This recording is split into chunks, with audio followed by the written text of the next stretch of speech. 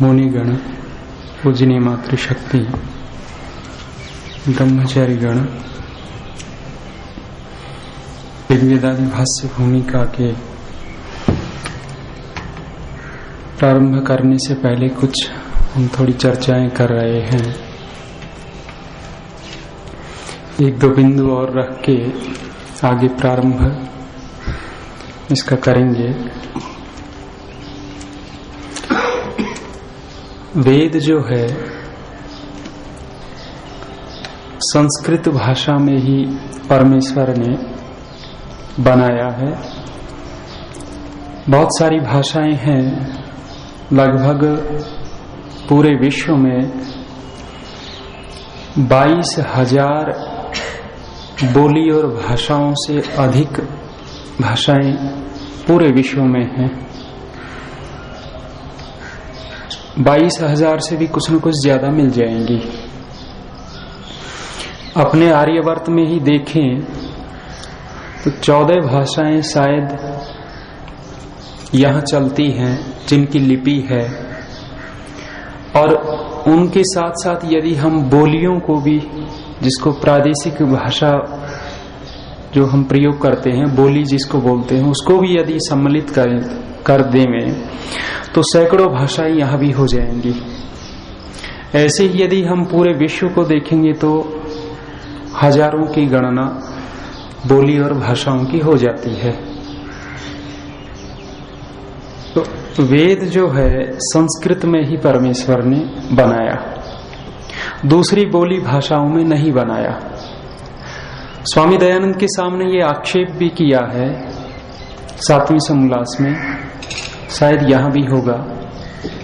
यही कहा कि महाराज ये जो वेद है संस्कृत में ही क्यों बनाया, इससे तो ईश्वर पक्षपाती हो जाएगा, ईश्वर में पक्षपात का दोष आएगा दूसरी भाषाओं में न बनाने से।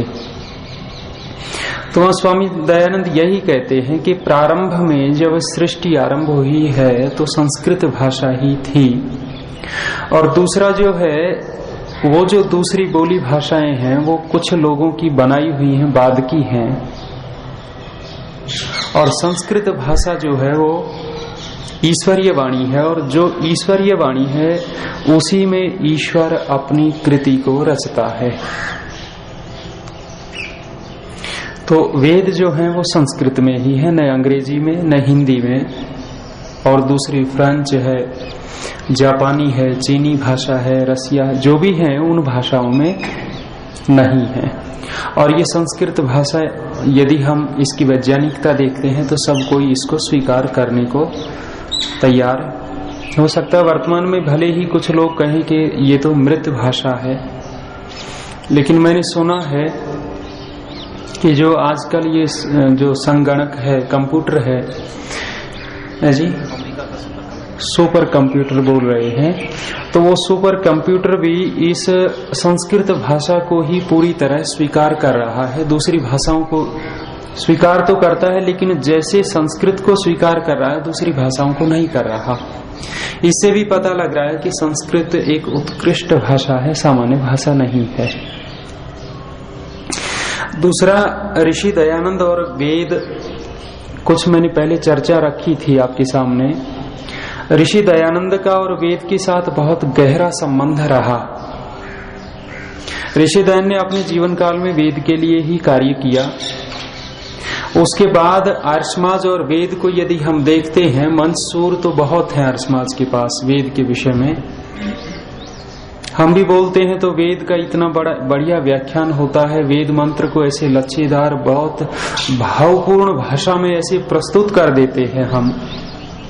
आर्य समाज में ऐसे उनको मंच सूर बोल सकते हैं आप, सूरवीर होते हैं ना अखाड़े में, ऐसे ही यहाँ मंचों के सूर बहुत हैं, वेद मंत्रों की व्याख्या करने वाले बहुत हैं। लेकिन वेद की रक्षा किस तरह होगी, उसकी वैज्ञानिकता, एक एक विषय लेकर के उसके ऊपर विशेष शोध करना, वो अभी बहुत कम है अपने आर्य समाज के पास।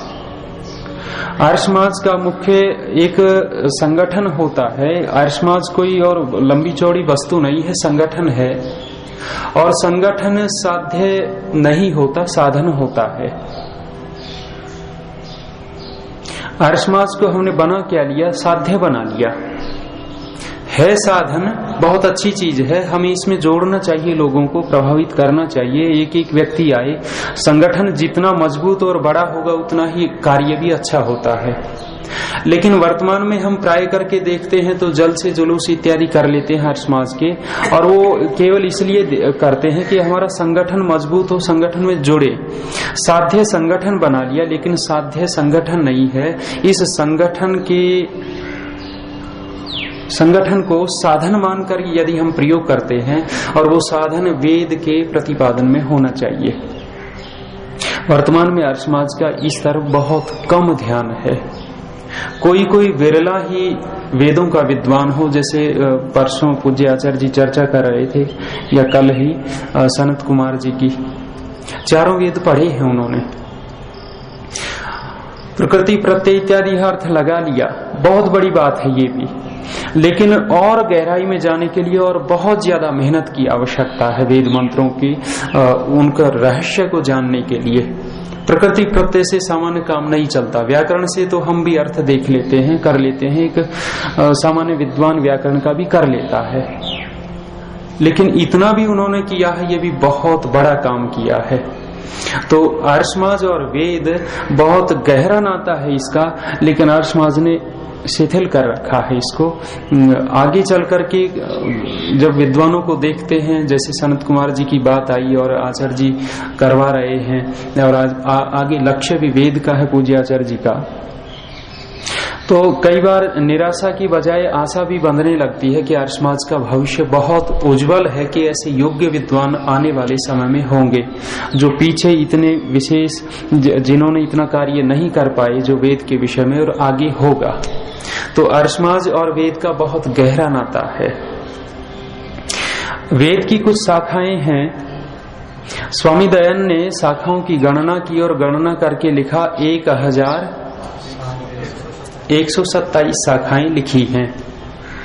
और यदि चारों मूल संहिताओं को भी यदि हम जोड़ देवें तो 1131 हो जाएंगी। और उन 1131 अथवा उन चार को छोड़ करके 1127 जो शाखाएं हैं, उनमें से वर्तमान में शायद लगभग 10 शाखाएं मिल रही हैं। 1127 शाखाओं में से केवल 10 शाखाओं का मिलना, ये कितनी बड़ी विडंबना की बात है कि हम अपने प्राचीन साहित्य को सुरक्षित नहीं रख पाए। उसमें कारण बहुत सारे हैं, एक दो कारण नहीं है।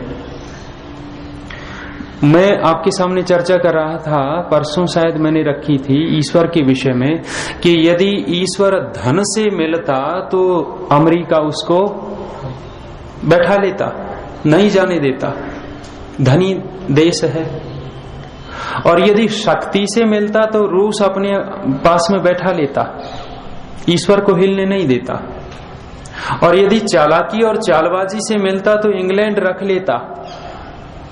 और आगे कहा कि यदि झूठ से ईश्वर मिलता, मिथ्या भाषण से मिलता तो पाकिस्तान वाले ले जाते।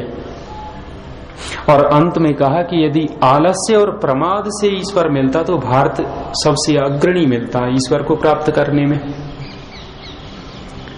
अर्थात इतना हमने आलस्य और प्रमाद बरता अपने साहित्य की रक्षा में अथवा संस्कृति की रक्षा में, इतने शिथिल हो गए कि हम अपनी 1127 जो शाखाएं ऋषि ने लिखी हैं, उनमें से केवल और केवल लगभग 10 शाखाओं को बचा पाए।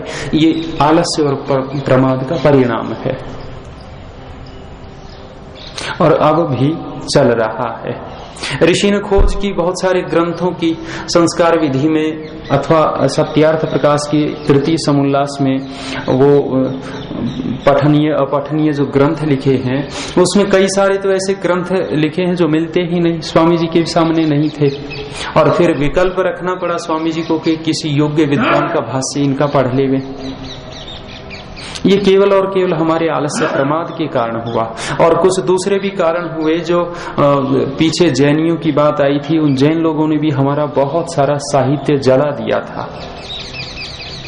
मुस्लिम आए तो मुसलमानों ने भी कहते हैं कि भी 6-6 महीना तक तो उनके जो इनको स्नान घर को वो क्या बोलते हैं जी, हमाम में पानी गर्म करने के लिए वो हमारा वेद आदि शास्त्र चलते रहे।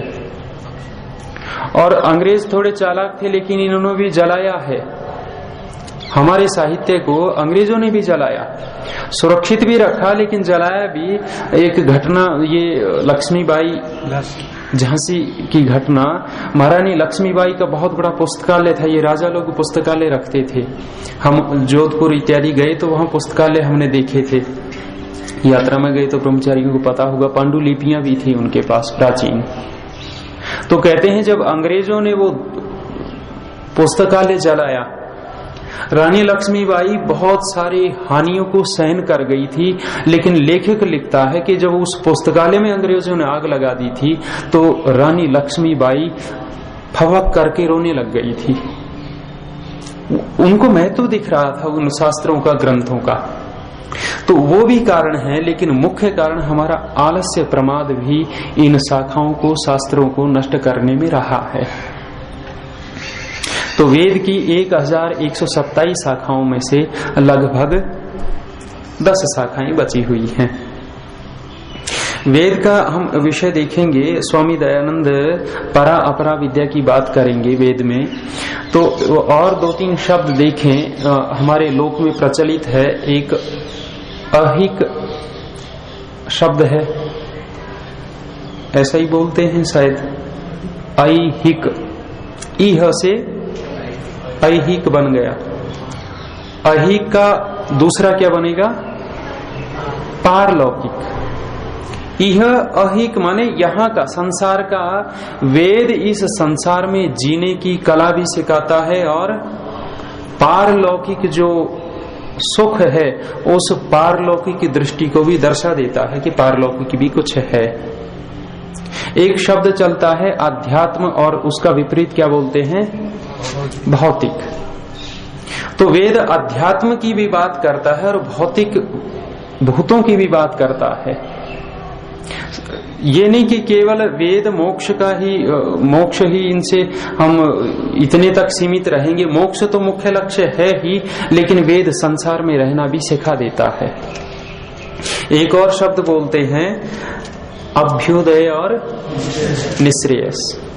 अभ्युदय माने यहाँ का, संसार का जो अभ्युदय सुख है वो, और दूसरा निश्रेयस, जिससे बढ़कर के कोई श्रेयस है ही नहीं, कल्याणकारी चीज है ही नहीं, वेद उसकी भी बात करता है। तो अहिक और पारलौकिक, आध्यात्मिक और भौतिक, और तीसरा अभ्युदय और निश्रेयस, इन सब की चर्चा करता है वेद, सामान्य चीज नहीं है। तो स्वामी दयानंद ने ये वेद भाष्य करने से पहले इस ऋग्वेदादि भाष्य भूमिका की रचना की, और स्वामी दयानंद के वेद भाष्य को यदि हमें समझना है तो इस ऋग्वेदादि भाष्य भूमिका को बड़ी गहराई से देखना पड़ेगा, तब हमें पता लगेगा कि ऋषि दयानंद इस वेद भाष्य में क्या कहना चाहते हैं। तो अभी हम प्रारंभ करते हैं इसका। आप लोगों के पास जो ग्रंथ है, अनुमान से आपके उस ग्रंथ में भी ये कुछ श्लोक और सहना भवतु मंत्र होगा। कई प्रकाशन उसको नहीं छापते, तो वो आप लोगों के पास होगा, तो उन्हीं को देखते हुए चलते हैं। प्रारंभ में ही ओम लिखा हुआ है, परमेश्वर का नाम यहाँ दिया। अथ ऋग्वेदादि भाष्य भूमिका, यहाँ अथ शब्द जोड़ा, और मंत्र जो हम पढ़ेंगे उसमें ओम शब्द दिया है। इन दोनों शब्दों को, ओम को और अथ को, मांगलिक हमारे शास्त्र कहते हैं, मंगलाचरण। स्वामी दयानंद ने सत्यार्थ प्रकाश के प्रथम समोल्लास में मंगलाचरण को खोला है कि मंगलाचरण वास्तव में क्या है। बहुत सारे अलग अलग नाम लिख देते हैं हम, हनुमते नमः, भैरवाय नमः इत्यादि जो भी है वो मांगलिक नहीं है। लेकिन मांगलिक दो, ये अथ और ओम शब्द को मांगलिक हमारे शास्त्र मानते हैं। एक श्लोक भी मुझे मिला था, वो मैं ला नहीं पाया, आप लोगों को कल वो श्लोक बता दूंगा। अथ और ओम के विषय में वो है। तो ऋग वेद आदि तो व्याकरण हम पढ़ते ही हैं, सूत्र अभी आप लोगों ने परीक्षा भी दी कुछ होने, तो ऋग्वेद आदि में है जिसके, अर्थात चारों वेद आ जाएंगे। ऋग्वेद, यजुर्वेद, सामवेद और अथर्ववेद, ये जो चारों वेद हैं उनके जो है वो भाष्य जो कर रहे हैं उसकी ये भूमिका है। फिर मंत्र प्रारंभ किया, बोलते रहते हैं हम, प्रसिद्ध मंत्र है ओम सहना भवतु सहनौ भुनक्तु सह वीर्यं करवावहि तेजस्विनावधीतमस्तु मां विद्विषावहि। ओम शांति शांति शांति, ये मंत्र है। ये तैत्तिरीय आरण्यक में आया है, यहां पता दिया हुआ है, आप देख लेंगे। इसमें जो ओम शब्द जुड़ा हुआ है, ये ओम इस मंत्र का अंश नहीं है। मंत्र सहना भवतु सह से प्रारंभ हुआ है और ओम जो है वो अलग से जोड़ा हुआ है, इसी को वही मांगलिक मानेंगे। और ये मंत्र स्वामी दयानंद ने यहाँ ऋग्वेदादि भाष्य भूमिका में दिया। संस्कार विधि का जब प्रारंभ कर रहे हैं तो वहां भी यही पहले मंत्र दिया। और स्वामी दयानंद ने आर्याभिविनय नाम की जो पुस्तिका लिखी है उसमें दो प्रकाश बनाए, पूर्व प्रकाश और उत्तर प्रकाश, शायद पूर्व उत्तर ही हैं। तो जो उत्तर प्रकाश है उसमें यजुर्वेद के मंत्रों का स्वामी जी ने संकलन किया है। उससे पहले भी ये मंत्र प्रारंभ में जो उत्तर प्रकाश है उसमें भी ये मंत्र दिया है। ये मंत्र दो की चर्चा करता है। हम जैसी स्थिति में है वहां हम घटा सकते हैं। पढ़ने पढ़ाने वाले हैं तो पढ़ने पढ़ाने वाले दोनों हो जाएंगे, एक पढ़ाने वाला है, एक पढ़ने वाला है। यदि हम और राष्ट्र के विषय में देखेंगे तो राजा और प्रजा के विषय में भी दोनों को हम जोड़ सकते हैं। गृहस्थ में पति पत्नी रहते हैं तो पति पत्नी के लिए भी दोनों का ये मंत्र संकेतक हो सकता है। पिता पुत्र इत्यादि जहां भी आपको दो दिखते हैं वहां आप इसको घटा सकते हैं। तो इसका अर्थ जो है थोड़ा सा कर लेते हैं। हमारे जो विद्वान लोग बैठे हैं, ब्रह्मचारी बैठे हैं, उनको आता भी है, लेकिन फिर भी करते हुए चलते हैं। सह नौ पद छेद करते हुए चलेंगे। सह नौ आवतु, नौ माने मे नौ नह बोलते हैं ना, अस्मद का रूप चलाते हैं तो मे नौ नह, नौ जो है द्विवचन में आ गया। करें हम दोनों के लिए। अवतु, अवतु माने अवरक्षणे, हम दोनों के लिए रक्षा हो। अथवा लोट है ये आज्ञा में माने अथवा प्रार्थना में माने कि सह अवतु, वह रक्षा करे। कौन सह? सह परमेश्वर नौ अवतु, हम दोनों की रक्षा करे। अर्थात जो पढ़ने पढ़ाने वाले हैं वो पढ़ाने वाला कह रहा है कि मेरी रक्षा हो, और जो पढ़ने वाला है उसकी भी रक्षा हुई। परमेश्वर से प्रार्थना कर रहे हैं। और यदि गृहस्थ में है तो पति कह रहा है कि मेरी रक्षा हो और पत्नी की भी रक्षा हो, अधूरे न रहे। राजा कह रहा है कि मेरी रक्षा हो और मेरी रक्षा के साथ साथ मेरी प्रजा की रक्षा हो। सह नौ आवतु, हम दोनों की रक्षा होवे अथवा परमेश्वर हमारी रक्षा करे। फिर कहा सह नौ भुनक्तु, हम दोनों भुनक्तु भोगे। दोनों क्या भोगे? जो भी हमारा ऐश्वर्य है संसार का, उसको हम मिलकर के भोगें, अकेले अकेले नहीं। एक आर्य समाज में अपने सन्यासी हैं स्वामी सर्वदानंद हैं, शायद गुरुकुल धीरणवास में, एक सर्वानंद जी दीनानगर में। तो वो खाने के विषय में कहा करते हैं, अपनी देसी भाषा में उन्होंने बना रखा है। वो कहते हैं कि छिप करके खाना गंदगी, जो छिप करके खाता है ना, थोड़ा मौका मिलते ही खा जाता है जल्दी जल्दी, और ऐसे को पचता भी नहीं इतना। इसलिए कहा कि छिप करके खाना गंदगी, और समूह में बैठे और अकेले अकेले खाना शर्मिंदगी। समूह में बैठ करके यदि व्यक्ति अकेला खाता है तो लज्जा सी आएगी, संकोच होगा उसको, निर्लज हो तो क्या कहना उसका, वो तो कर जाएगा काम। और बांट करके खाना बंदगी, जो बांट करके खाता है उसको कहते हैं बंदगी है। बंदगी माने उर्दू का शब्द है शायद, क्या जी, सेवा, सेवा, सेवा ले सकते हैं, परोपकार ले सकते हैं। तो यहां भी वही प्रार्थना कर रहे हैं कि सह नौ भुनक्तु, यदि हम कोई ऐश्वर्य का भोग करें तो अकेला अकेला नहीं, आचार्य अकेला छिप करके नहीं, विद्यार्थी पढ़ने वाला अकेला नहीं, दोनों मिल करके भोग करें उसका। और इतना खुलापन था अपने गुरुकुलों में और आचार्य शिष्यों में, कोई बात छिपी ही नहीं रहती थी। और जिस समय जब उपनयन होता था, आचार्य शिष्य का हृदय स्पर्श करता था और शिष्य आचार्य का हृदय स्पर्श करता था, और उस समय पणबंध हो जाता था, वचन हो जाता था। आचार्य कहता था कि मैं तेरी बात को ध्यान से सुनूंगा और ध्यान से सुन करके उसका उत्तर दूंगा। और वहां शिष्य कहता था कि हे आचार्य, मैं आपकी बात को ध्यान से सुनूंगा और उस बात के अनुसार चलूंगा। इतना खुलापन होता था, अर्थात तेरा चित्त और मेरा चित्त अब एक हो गया है, इसमें कोई छल कपट नहीं होगा। इतना खुलापन शिष्य के सामने आचार्य का होता था और आचार्य का शिष्य के प्रति दोनों निश्चल होते थे।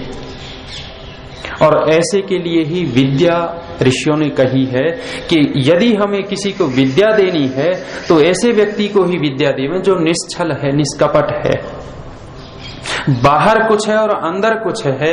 ऐसे व्यक्ति के लिए विद्या बनाई ही नहीं, ऐसे व्यक्ति के लिए तो विद्या ने प्रार्थना की है, प्रार्थना की है विद्या ने। बेचारी लाचार होकर के दौड़ी दौड़ी गई है और जाकर के क्या कह रही है,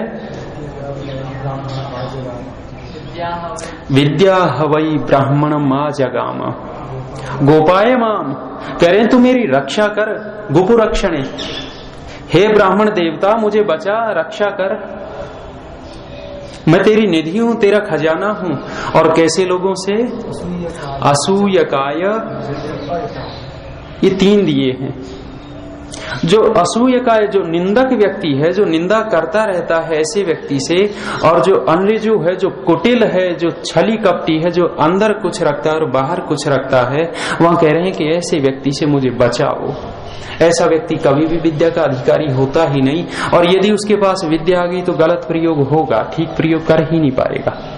तो आचार्य और शिष्य में इतना खुलापन होता था कि आचार्य की अपनी मर्यादा में रहते हुए और शिष्य अपनी मर्यादा में रहते हुए, दोनों जो ऐश्वर्य होता था दोनों परस्पर भोग करते थे। अर्थात शिष्य को कोई भिक्षा मिलती थी, पहले आचार्य के चरणों में रख देते थे, और वर्तमान में यदि दक्षिणा मिल जाए, यदि जेब है ना शिष्य की और नजर बच गई, जेब मिल जाएगा। और आचार्य भी तिरछी नजर से देखेगा कर क्या रहा। देखिए मैंने एक जगह गया था मैं, तो मिले लिफाफे मिले और परीक्षण भी किया मैंने। जहां भी मैं रहा, मैंने कभी कुछ मिला तो वो ऋषि दयानंद दिखते थे, तो मैं जो भी कुछ मिलता था आचार्य के चरणों में रखता था। लेकिन एक आचार्य का परीक्षण करने का मौका मिला। गुरुदेव हैं, निंदा ने समझना, गुरु निंदा बहुत भयानक होती है। गुरु निंदा का फल लिखा है, जानते हैं गुरु निंदा का फल? कुष्ठ हो जाता है गुरु की निंदा करने वाले को। सुना है? बहुत भयंकर। बिल्कुल ठीक है, जो योग्य गुरु है उसकी जो निंदा करता है, जिसने इतना स्नेह से हमें विद्या दी है, तो निश्चित विकार होंगे। वो समय ही हो गया हमारा, तो उस प्रकरण को मैं छोड़ देता हूं, आगे चलते हैं। सहनौ भुनक्तु, परस्पर में जो भोग्य वस्तु होती थी आचार्य के पास होती तो शिष्य को स्नेह पूर्वक खिलाता पिलाता था, और शिष्य के पास जो कुछ आया आचार्य को दे देता था। ये वैदिक रीति। और कहे सह वीर्यम करवा वही, अर्थात एक दूसरे के सामर्थ्य को, बल को, तेज को हम बढ़ावें। ये नहीं कि माल उड़ाते रहे और शिष्य बेचारा पड़ा है, अथवा शिष्य को मिला तो आचार्य को कोई खबर ही नहीं, दोनों कमजोर। ऐसा नहीं हो जाता है। हंस रहे हैं, वर्तमान के शिष्य है ना, लगता ही नहीं वो आधुनिक शिष्य। एक आदर्श मर्यादा होती थी, इतनी आदर्श मर्यादा शायद आप पूरे भूमंडल पे घूम जाइए, ऐसी आर्यवर्त में जो आदर्श मर्यादाएं रही हैं, संस्कृति इसकी इतनी विशेष रही है, कमाल है जब इन शास्त्रों को पढ़ते हैं तो। सहवीर्यम करवा वही, प्रार्थना कर रहे हैं कि हम एक दूसरे के सामर्थ्य को बढ़ावें, कमजोर न रहने दें। बहुत ध्यान रखता था आचार्य, एक एक शिष्य का शिष्यों के बीच में शयन होता था, परंपरा ऐसी थी। स्वामी दयानंद क्या लिखते हैं कि यदि जब कहीं विद्यार्थी जावे तो आचार्य साथ साथ जावे, उनको एक एक चेष्टाओं को देखे, एक एक क्रियाओं को देखे। जब एक एक क्रियाओं को, चेष्टाओं को देखेगा, आचार्य को पता लगता रहेगा कि किसके अंदर कितना गुण है और किसके अंदर कितना दोष है। यदि दोष दिखेगा तो आचार्य बड़ी सरलता से हटा देगा, उसको मजबूत कर देगा, उसको ओजस्वी और तेजस्वी बलवान बना देगा। केवल शारीरिक बल पर ध्यान नहीं होता था, सब प्रकार के बौद्धिक बल, आत्मिक बल और शारीरिक बल, तीनों बलों पर ध्यान होता था। आगे प्रार्थना कर रहे हैं, तेजस्वी नौ अधीतमस्तु। अधीतम, अधीत माने हमारा जो पढ़ा हुआ है, हम जो पढ़ रहे हैं वो ऐसे नहीं हो जैसे ये जुगनू का प्रकाश, वो ऐसा प्रकाश हो मरकरी लाइट जैसा। सूर्य तो बहुत बड़ा है, हम तो इतने बल्ब जैसे बन जाए तो भी बहुत बड़ी बात होगी। तो कह रहे हैं अधीतमस्तु, जो हमने पढ़ा है वो इतना तेजस्वी हो कि लोक परलोक को सुधारने वाला हो हमारा। हम ये ही न सोचे कि हमने पढ़ लिया और 10-20 विद्यार्थियों को तैयार कर देंगे, ना, इतना नहीं। इतना प्रकाशमान हमारा पढ़ी हुई विद्या हो कि हमारा लोक भी सुधरे और परलोक भी सुधरे। यदि ऐसा हम पढ़ते पढ़ाते हैं और ऐसी परमात्मा से प्रार्थना करते हैं तो बड़े आनंद का विषय है। जो हम शास्त्रों को पढ़ते हैं वो सारा का सारा सफल होता है। तो ये मंत्र हमने देखा, माँ विद्विषा वही, अंतिम पद ले लेते हैं, शांति का कल चर्चा करेंगे।